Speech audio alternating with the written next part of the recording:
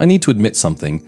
Back in August, when Alien Earth first dropped, I might have been too generous. I gave it a reluctant thumbs up. Sure, the cracks were already showing, characters making dumb decisions, plot twists depending on cosmic-level coincidences, dialogue that felt like it had been stitched together by an overworked AI intern.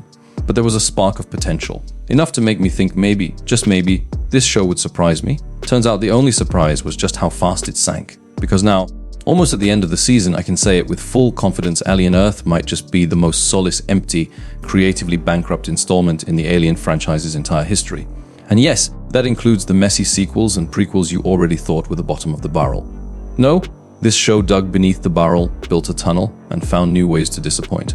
Each episode was like taking another step into a black hole. You think you've hit rock bottom? Nope, this show always finds a new way to implode your expectations. At times, I even wondered if I'd misunderstood the entire concept. Was this secretly supposed to be parody? A comedy sketch dressed up as prestige Sci-Fi?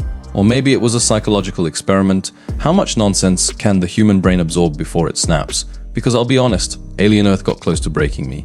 The setup is simple enough: a group of terminally ill kids, downloaded into android bodies by a billionaire prodigy who thinks he's rewriting the rules of life itself. When alien specimens crash land on Earth, this group is dispatched on a mission to investigate. No training, no plan, no sense. Just a handful of children in synthetic bodies sent to face the deadliest organism in cinematic history. And from the moment it begins, the show can't decide what it wants to be. Is it a horror series about survival? A corporate satire? A teenage melodrama in space? Or, brace yourself, is it actually trying to turn the Xenomorph into a misunderstood pet? That's where the frustration begins. Because the further you watch, the clearer it becomes the Xenomorph isn't the real monster here. The real monster is the writing. And this is where the collapse becomes unavoidable. Because Alien Earth doesn't just stumble into mediocrity, it sprints headfirst into the abyss. Think about it. When the Alien franchise began in 1979, it was about atmosphere, claustrophobia, the sheer unknowable terror of facing something you could never understand or reason with. But Alien Earth takes that same legacy and strips it for parts, slapping the Xenomorph onto a leash like it's some kind of misunderstood puppy. And here's the kicker, they didn't even try to hide this decision. They leaned into it. Wendy literally befriends a Xenomorph, as if the most terrifying monster in cinematic history just needed a little therapy and positive reinforcement. The thing is, this isn't just bad writing, it's something deeper. It's emblematic of a corporate mandate that keeps infecting every franchise we've ever loved. Take a monster, take an icon, take something dangerous, and smooth it down until it's safe, sellable, marketable.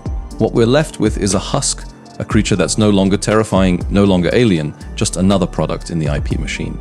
But here's what makes it worse: the incompetence of the characters isn't an accident. It's a symptom of writing that's allergic to competence.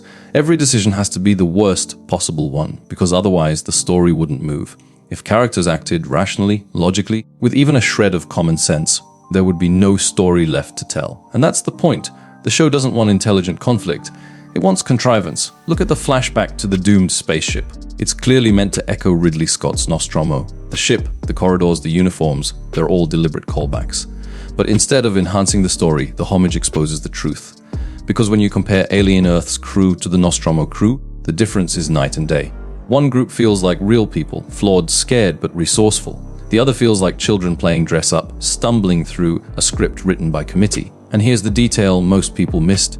Even the cinematography tries to copy Scott's moody, shadow-drenched tension. But there's a fatal flaw. Alien Earth insists on showing its creatures in broad daylight. It strips the monster bare, reveals the rubber suit, kills the mystique. Why? Because modern TV executives don't trust restraint. They don't believe audiences have the patience for subtlety, for implication. They want everything on display immediately, even if it ruins the fear. And then there's the philosophy of the show. Remember how I said the title of the finale is The Real Monsters? That wasn't just a lazy cliché, it was the mission statement. The whole season leads to one big, smug reveal: the aliens aren't the villains. No, the villains are us. Human greed.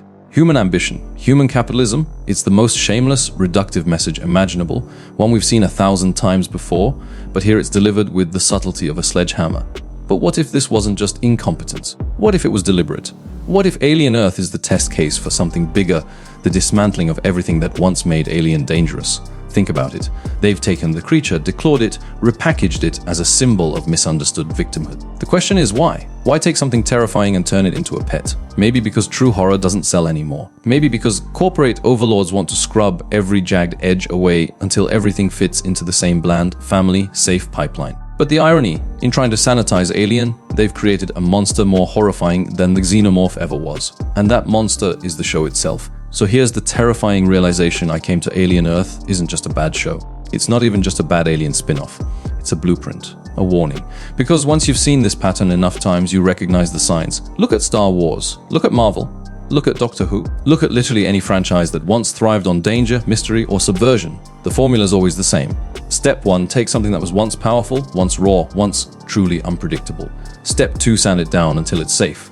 And step 3, market it back to you as though you're supposed to be grateful for the privilege.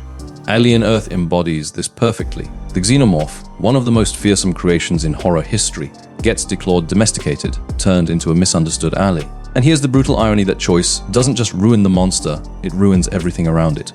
Because if the ultimate predator can be reasoned with, then nothing else in the universe carries weight anymore. The stakes collapse. The horror evaporates. This isn't just bad writing.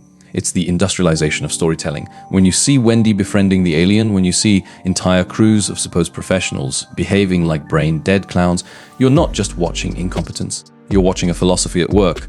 A philosophy that says audiences can't handle fear, can't handle ambiguity, can't handle anything that doesn't resolve into neat little corporate approve boxes. And the kicker? The finale doesn't even hide it. The real monsters are humans. The line so obvious, so embarrassingly on the nose that we literally joked about it before the season even ended.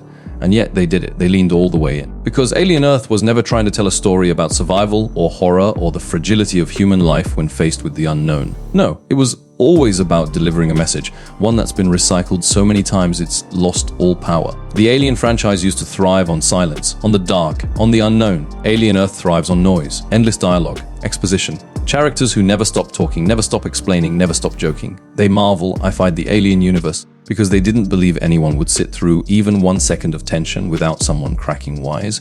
And here's the truth nobody wants to admit: Alien Earth isn't just insulting because it's dumb. It's insulting because it's calculated. You can almost feel the corporate hands pulling the strings.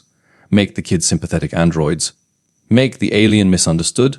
Make the villain a cartoonish capitalist so audiences know exactly who to boo. There's no mystery, no subtlety, just product. That's why the show feels soulless. Because it's not really a story, it's a checklist, a hollow mechanical imitation of what once was. And that's the real monster here, the system that produces shows like Alien Earth over and over again. Because if they can do it to Alien, they can do it to anything.